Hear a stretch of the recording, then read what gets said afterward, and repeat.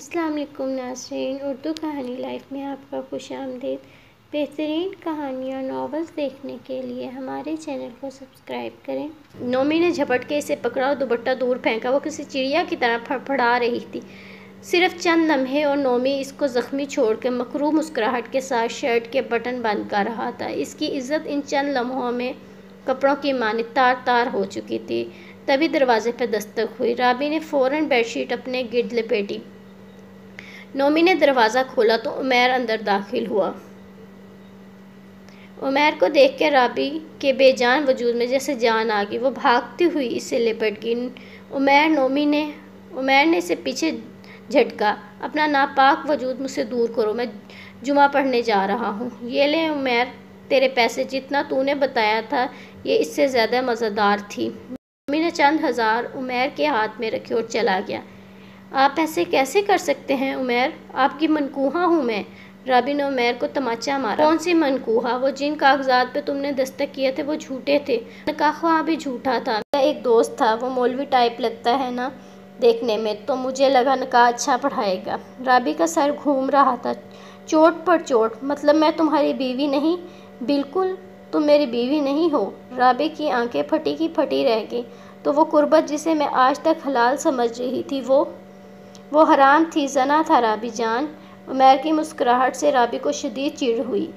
اور سنو، حلیہ ٹھیک کر لو، شام کو میرا ایک اور دوست آئے گا اور کوئی بھی احتجاج کیا یا کچھ تو میں تمہاری ساری ویڈیوز وائرل کر دوں گا۔ پھر اگر تمہارا باپ نہ بھی مر رہا ہوا تو مر جائے گا۔ نہیں، رابی نے اس کے آگے ہاتھ جوڑے، میرے ساتھ یہ ظلم نہ کرو، میں ایک شریف لڑکی ہوں۔ گھر سے بھاگی لڑکی شریف نہیں ہوتی۔ دہلیز پار کرتے ہوئے یاد نہیں آیا یہ؟ عمیر نے اس کا موبائل چھینا اور باہر سے تالا لگا کے چلا گیا۔ رابی کو کچھ سمجھ نہیں آ رہا تھا، وہ بس رو رہی تھی۔ جیسے جیسے شام کے سائے گہرے ہو رہے تھے، رابی کی دھڑکنیں تیز ہو رہی تھیں۔ دروازے پہ کھڑکھڑاہٹ سنائی دی تو وہ زانوں میں سر رکھ کے رونے لگی۔ لڑکا اندر داخل ہوا اور دروازہ اندر سے بند کر دیا۔ رابی نے اپنے گھٹنوں کو زور سے پکڑ لیا۔ یہ کھانا بھیجا ہے عمیر نے، اس نے کھانا آگے کیا۔ رابی نے انکار کر دیا۔ اس نے کہا کہ اگر نہ کھایا تو وہ ویڈیو۔ رابی نے پلیٹ اٹھا کے کھانا کھانا شروع کیا۔ وہ لڑکا ہوس بھری نگاہوں سے رابی کو دیکھ رہا تھا اور وقفے وقفے سے اس کے کندھے پہ ہاتھ رکھتا جسے وہ جھٹک دیتی۔ کھانا کھاتے ہی رابی کا سر چکرانے لگا۔ اسے محسوس ہوا وہ کسی اور دنیا میں ہے۔ سب غم، تکلیفیں، درد، اسے کچھ محسوس نہیں ہو رہا تھا۔ وہ لڑکا اسے اٹھائے بستر کی جانب بڑھ گیا، لیکن اس نے کوئی احتجاج نہیں کیا۔ اس کا دماغ بالکل سن ہو چکا تھا۔ رابی کا دل چیخ چیخ کے اس کو منع کر رہا تھا، لیکن زبان، جسم، وہ تو جیسے اس کے اختیار میں تھے ہی۔ اسے کھانے میں نشہ دیا گیا تھا۔ وہ اسے سگریٹ سے جلا رہا تھا، لیکن رابی کو کوئی درد محسوس نہیں ہو رہا تھا۔ پھر وہ بے ہوش ہو گئی۔ صبح اس کی آنکھ کھلی تو اس کے جسم میں بری طرح درد تھا۔ اس کا اٹھنا بھی مشکل ہوا تھا۔ سر بری طرح چکرا رہا تھا۔ اس نے دروازے کی طرف دیکھا جس میں اندر سے کنڈی لگی تھی۔ وہ درندہ ابھی بھی اندر ہی تھا، لیکن کہاں؟ شاید واش روم میں۔ وہ اٹھی لیکن پھر سے گر گئی۔ واش روم کی کنڈی کھلی، لیکن رابی حیران رہ گئی۔ یہ وہ لڑکا نہیں تھا جو رات کو اس کے لیے کھانا لے کے آیا تھا۔ وہ لڑکا اس کی طرف دیکھ مسکرایا اور اس کی طرف بڑھا۔ لگتا ہے بہت لاڈوں میں پلی ہو۔ اس بات پر وہ پھوٹ پھوٹ کر رو دی۔ وہ چلا گیا، لیکن تالا لگانا بھول گیا۔ رابی نے ہمت کی کیونکہ وہ تنگ آ گئی تھی اس سب سے۔ وہ عمیر کے لیے ایک پیسے کمانے کا ذریعہ بن گئی تھی۔ اس نے بڑی چادر لی اور زخمی قدم اٹھاتے ہوئے گھر سے باہر نکل گئی۔ اب پھر دہلیز پار ہوئی تھی، لیکن محبت کے لیے نہیں بلکہ عزت کے لیے، زندگی کے لیے۔ وہ تیز تیز چلتی جا رہی تھی۔ اس کے قدم لڑکھڑا رہے تھے کہ وہ دھڑام سے زمین پہ گر گئی۔ جب آنکھ کھلی تو وہ کسی کمرے میں تھی۔ اٹھ گئی آپ؟ ایک 30-31 سال کا مرد اس کے سامنے آیا۔ وہ سمٹ کر بیٹھ گئی۔ ڈرے نہیں آپ؟ مجھے میرے گھر کے باہر بے ہوش ملی تھی، میں آپ کو اندر لے آیا۔ آپ اتنی زخمی کیسے ہیں؟ کیا ہوا ہے آپ کو؟ وہ مجھے چند لوگوں نے اغوا کر لیا تھا، وہیں سے جان بچا کے بھاگی ہوں۔ نام کیا ہے آپ کا؟ شمع۔ اس وقت رابی کو یہی مناسب لگا، کیونکہ رابی نام کی لڑکی پر سب کو غصہ تھا۔ اس وقت عمیر اسے ڈھونڈ رہا تھا اور اسے سر ڈھانپنے کے لیے جگہ چاہیے۔ اس نے اپنی پہچان اور کہانی بدل دی۔ آپ چاہیں تو ہم پولیس کو انفارم؟ نہیں، پولیس کے پاس کیس چلا گیا تو بہت بے عزتی ہوگی۔ رابی کو خدشہ تھا کہ پولیس چھان بین کے بعد وہ کہیں کی نہیں رہے گی۔ یہ سوپ لے لیں، آپ اچھا محسوس کریں گی۔ شکریہ۔ آپ کے گھر میں اور کون ہے؟ کوئی نہیں، سب ہیں لیکن دوسرے شہر میں۔ میں نوکری کے سلسلے میں یہاں ہوں۔ اچھا، اگر آپ کو برا نہ لگے تو میں 1-2 دن یہاں رک جاؤں؟ میری طبیعت ٹھیک نہیں ہے۔ آپ کا گھر کہاں ہے؟ دوسرے شہر۔ ایک اور جھوٹ بولا تھا رابی نے۔ اچھا رک جائیں، 2 کمرے ہیں، ایک دوسرے کمرے میں رہ سکتی ہیں۔ اچھا رک جائیں، 2 کمرے ہیں، آپ دوسرے کمرے میں رہ سکتی ہیں۔ شکریہ۔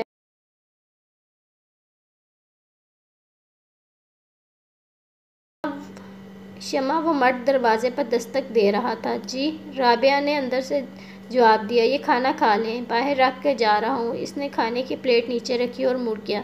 رابی نے جلدی سے دروازہ کھولا اور کھانا لے کر کھانے لگی۔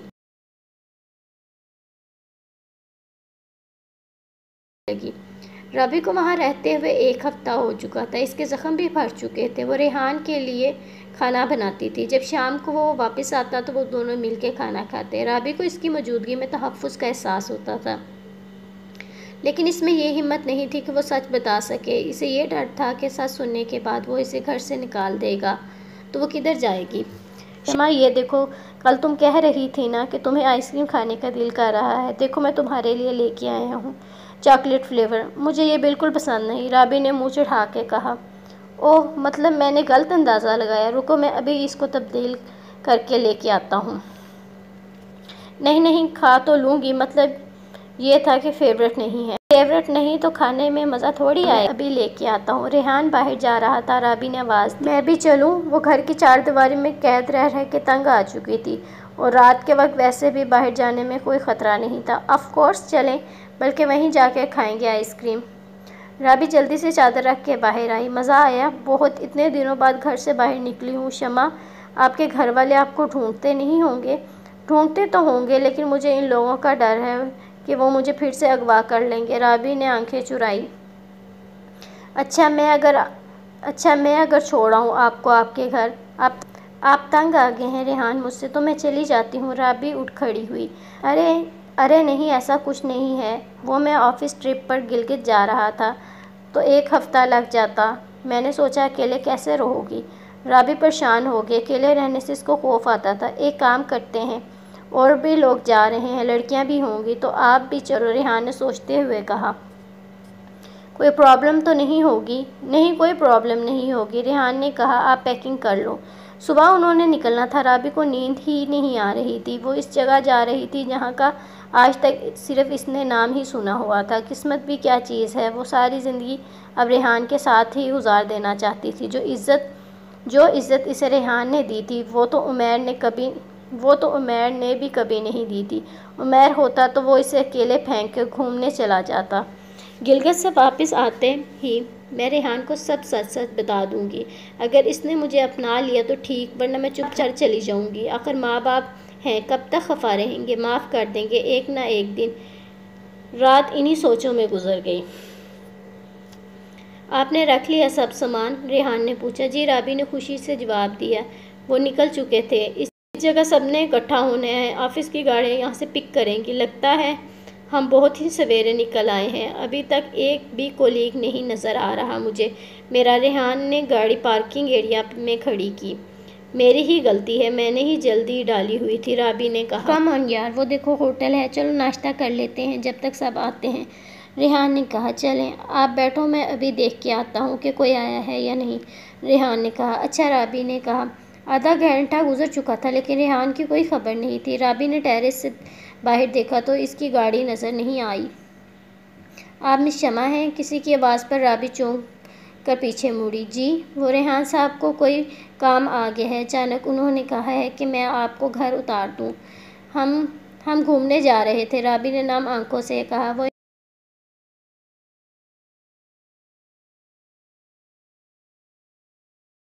وہ ان کی فیملی ایمرجنسی ہو گئی ہے کوئی؟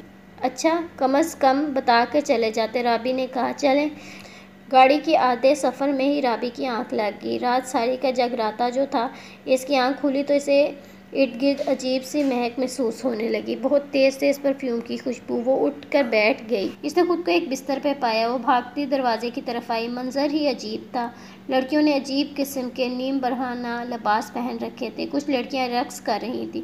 اس نے ایک لڑکی کو روک کر پوچھا، میں کہاں ہوں؟ کوٹھے میں۔ اس جواب نے اس کے پاؤں سے زمین کھینچ لی۔ اچانک اس کی نظر اس آدمی پر پڑی جو اسے ہوٹل سے لایا تھا۔ تمہیں ریحان نہیں چھوڑیں گے۔ تم مجھے یہاں کیوں لائے ہو؟ میں ایک شریف گھرانے کی لڑکی ہوں۔ انہوں نے بیچا ہے تمہیں۔ اس کا تو کام ہی ہمیں لڑکیاں سپلائی کرنا ہے، اور شریف گھرانے کی لڑکیاں اتنے عرصے کسی نامحرم کے ساتھ ایک ہی چھت تلے نہیں رہ سکتی۔ شریف گھرانے کی لڑکیاں اپنی دہلیز چھوڑ کے ایک نامعلوم شخص کی دہلیز پر نہیں پڑی رہتی۔ رابی ایک دلدل سے نکل کے دوسرے دلدل میں آ پھنسی۔ اتنی بڑی سزا مل رہی تھی اسے گھر کی دہلیز پار کرنے کی۔ ایک موٹی تازی عورت آئی۔ ویسے ماننا پڑے گا، ریحان ایک سے ایک لڑکی لے کے آتا ہے۔ آج شہر کا ایک معزز بندہ اسی کے آگے پیش کروں گی اس کو۔ رے جھمری، اس چھوکری کو لے جا اور اچھے سے تیار کرو، تھوڑا رقص بھی سکھا دینا۔ میں یہ سب نہیں کروں گی۔ ایک زوردار تھپڑ لگا تھا اسے۔ خریدا ہے تجھے پیسے دے کے، ایسے کیسے نہیں کرے گی؟ لے جاؤ اس کو۔ رابی چپ چاپ اس کے پیچھے چل دی۔ یہ لو۔ اس نے ایک گھاگھرا چولی دیا تھا اسے۔ گھاگھرا گھٹنے سے اوپر تھا اور چولی بھی نیم برہنہ۔ میں یہ کیسے پہن سکتی ہوں؟ رابی رو دی تھی۔ جیسے میں پہنتی ہوں۔ میں بھی ایک شریف گھرانے کی لڑکی تھی، شادی کے وعدے کر کے ایک لڑکا یہاں چھوڑ گیا، اب معلوم ہے کہ کسی کے قابل نہیں رہی تو ہنسی خوشی یہاں من لگا لیا۔ جب بوڑھی ہو جاؤں گی تو چھپ چھپا کے پیسہ جوڑ رہی ہوں، اس سے عزت کی زندگی بسر کروں گی۔ پہن لو، پھر میں تمہیں میک اپ بھی کر دوں گی۔ رابی کے پاس کوئی چارہ نہیں تھا۔ اگر بھاگ سکتی تو وہ لڑکی کیوں نہ بھاگتی جو اس کے سامنے بے بسی کی مورت بنی تھی۔ رابی کو جیسے ہی شخص کے سامنے لایا گیا، اس نے رقص دکھانے سے منع کر دیا۔ شنکو، آج تو تو نے خوش کر دیا ہے۔ اس کا رقص ورف میں دیکھوں گا، لیکن کمرے میں۔ منہ مانگی رقم دوں گا تجھے۔ اس کو پہنچا کمرے میں۔ وہ مونچھوں کو تاؤ دیتے ہوئے بولا۔ رابی کی عزت پھر تار تار ہو چکی تھی۔ اس کے دامن پر جو داغ لگ رہے تھے وہ کبھی نہ مٹنے والے تھے۔ باقی اس شخص نے تو اس کی گلی سے نکلتے ہی شہر کا معتبر شخص بن جانا تھا، شاید اس کی رابی کی عمر کی بیٹی بھی تھی۔ ہر روز رابی کی عزت اچھالی جاتی تھی۔ اس کے جسم پہ لگے درندگی کے نشانوں کو میک اپ سے چھپایا جاتا تھا۔ بہت سی عورتیں وہاں خوش تھیں، یا پھر شاید عادی ہو چکی تھیں، یا مجبور تھیں، یا وہ زندگی قبول کر چکی تھیں، لیکن رابی کو یہ سب عذاب لگ رہا تھا۔ اسے روز اپنا کالج یاد آتا، ماں کے ہاتھ کا کھانا کھانے کو ترس چکی تھی وہ، بہن سے لڑائی، باپ کی شفقت، سب یاد آ رہا تھا۔ کیا تھا وہ ہما کے دیور سے شادی کر لیتی، اس کے ابو بھی وینٹیلیٹر پر نہ ہوتے، اسے کوئی رشتہ نہ چھینتا، وہ عزت سے اپنی بہن کے ساتھ رہ رہی ہوتی۔ افسوس، صد افسوس، کہیں نہ کہیں قصوروار اس کے ماں باپ بھی تھے۔ کیا تھا وہ عمیر سے ملنے کی حامی بھر لیتے، اور جب عمیر اسے منع کرتا تو وہ اپنے آپ کو دلاسا دے کے اپنے ماں باپ کی پسند سے ہی شادی کر لیتی۔ کم سے کم تب وہ عمیر کی باتوں میں آ کر اپنے گھر کی دہلیز کو نہ پھلانگتی۔ جھمری، ہاں شمع، یہاں سب لڑکیاں گھر سے بھاگی ہوئی ہیں؟ ارے نہیں، کچھ کی مائیں ان کاموں میں تھیں تو ان کا کیا بھگت رہی ہیں، کچھ کے ماں باپ جائیداد کی خاطر اپنے ہی خون کے رشتے بے حس ہو گئے، کچھ دو وقت کی روٹی کے لیے اپنی اولاد کی خاطر جسم فروشی کر رہی ہیں۔ کیا فائدہ جھمری، اولاد کو حرام کی کمائی کھلانے کا؟ یہ تمہاری سوچ ہے شمع۔ جب اپنی ہی اولاد آنکھوں کے سامنے بلک رہی ہو تو ماں پر کیا گزرتی ہے؟ ہمارا معاشرہ ایک اکیلی عورت کو کہاں شرافت کی زندگی بسر کرنے دیتا ہے؟ یا تو وہ ان دھندوں میں لگ جاتی ہے یا پھر اولاد سمیت خودکشی کر لیتی ہے۔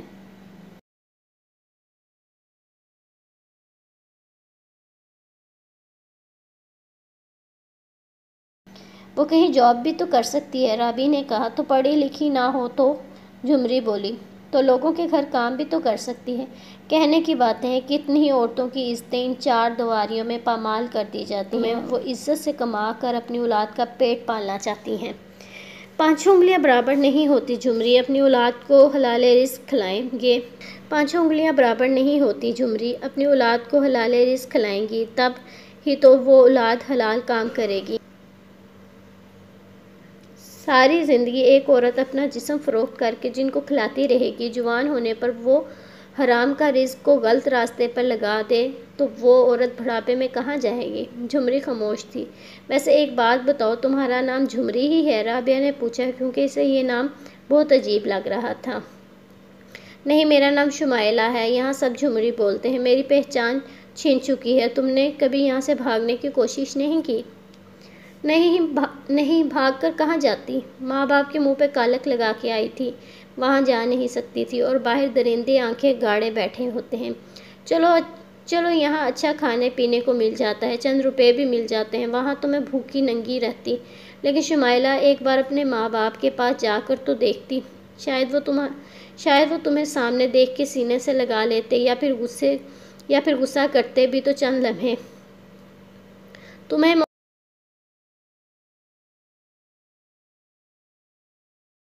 موقع ملے تو تم جاؤ گی؟ شمائلہ نے کہا۔ ہاں، کیوں نہیں جاؤں گی؟ تمہیں پتہ ہے مجھے تب ہی چلے جانا چاہیے تھا جب میں عمیر کی قید سے بھاگی تھی، کم از کم یوں نیلام تو نہ ہوتی۔ میں نے اپنے ماں باپ کو چھوڑ کے ایک انجان مرد پہ بھروسہ کیا، جس کی سزا مجھے اس غلاظت کی صورت میں ملی۔ عزت بچانے کی خاطر میں عزت نیلام کر بیٹھی۔ رابعہ رو رہی تھی۔ شاید ہمارے ساتھ ایسا ہی ہونا چاہیے تھا شمع۔ یہ ہر لڑکی کے لیے ایک سبق ہے کہ کبھی کسی کے لیے گھر کی دہلیز نہ پھلانگو، ذلیل و رسوا ہو کر رہ جاؤ گے۔ جو تم سے سچ میں محبت کرتا ہے وہ اپنی محبت کو قربان کر دے گا، لیکن اسے یوں سرے عام بدنام نہیں کرے گا۔ شمائلہ کی آنکھیں آنسوؤں سے چمک اٹھی تھیں۔ شمع، میں تمہاری مدد کروں گی یہاں سے بھاگنے میں، تاکہ جو 5 سال میں یہاں برباد کر چکی ہو تم نہ کرو۔ اپنے ماں باپ کے گھر چلی جاؤ۔ سچ شمائلہ؟ ہاں، آج رات کو جب محفل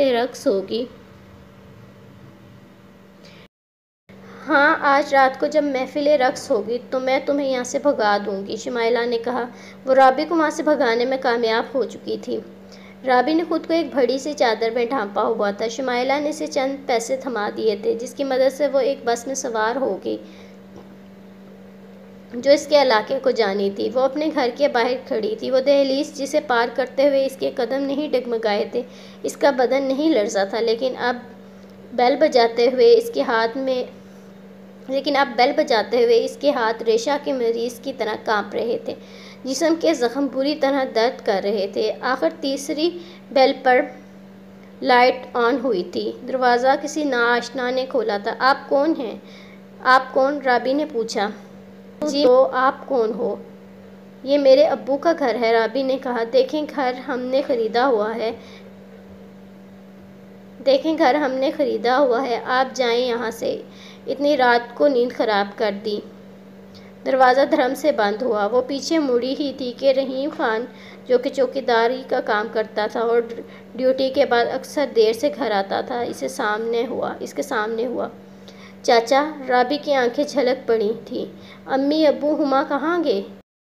تمہارے جانے کے بعد تمہارا باپ تمہیں بہت عرصہ تلاش کرواتا رہا، جب پتہ لگا کہ تم بھاگ گئی اور دن بہ دن بیمار ہو گیا اور اسپتال وینٹی لیٹر پر پہنچ گیا۔ چند روز کی لڑائی کے بعد بالآخر وہ وفات پا گیا۔ ابو؟ رابی نے منہ پر ہاتھ رکھ کے چیخ روکی۔ تمہاری بہن کا رشتہ ٹوٹ گیا تھا، لوگ طرح طرح کی باتیں کر رہے تھے، تنگ آ کر تمہاری ماں نے یہ گھر بیچ دیا اور چلی گئی۔ کہاں؟ یہ نہیں پتا۔ تم نے کیا کیا بیٹی؟ تمہاری تربیت اتنی اچھی کی گئی تھی، کہاں کوئی کمی رہ گئی تھی؟ رحیم جا چکا تھا۔ رابی تیزی سے باہر نکل آئی۔ اب وہ کبھی اپنے ابو سے مل نہیں پائے گی، ان سے معافی نہیں مانگ سکے گی۔ پتہ نہیں اس کی ماں اور بہن نے کتنا مجبور ہو کے وہ علاقہ چھوڑا ہوگا، وہ گھر بیچا ہوگا جہاں ان کی بچپن کی یادیں تھیں، کتنے حسین دن تھے وہ۔ رابی اپنے دھیان میں چل رہی تھی کہ اسے پیچھے سے آتے ٹرک کی آواز ہی نہیں آئی اور ٹرک اسے کچل کے بغیر رکے جا چکا تھا۔ آخر کار رابی بن گئی، وہ رابی جو اچانک ہی منظر عام سے غائب ہو چکی تھی۔ میڈیکل رپورٹ کے مطابق رابی نشے میں تھی، اس کے ساتھ متعدد بار زیادتی ہو چکی تھی، جسم پہ نیل بنے ہوئے تھے۔ گاڑی کے نیچے کچلے جانے کے بعد زیادہ خون بہنا موت کی وجہ بتایا جا رہا ہے۔ ایدی فاؤنڈیشن نے اسے کفنانے دفنانے کا بندوبست مکمل کر لیا۔ آج رابی کی لاش چیخ چیخ کے پیغام دے رہی تھی کہ ایسا ہوتا ہے دہلیز پار کرنے والوں کا انجام۔ ایک رپورٹر جائے وقوعہ پہ کھڑی رپورٹنگ کر رہی تھی۔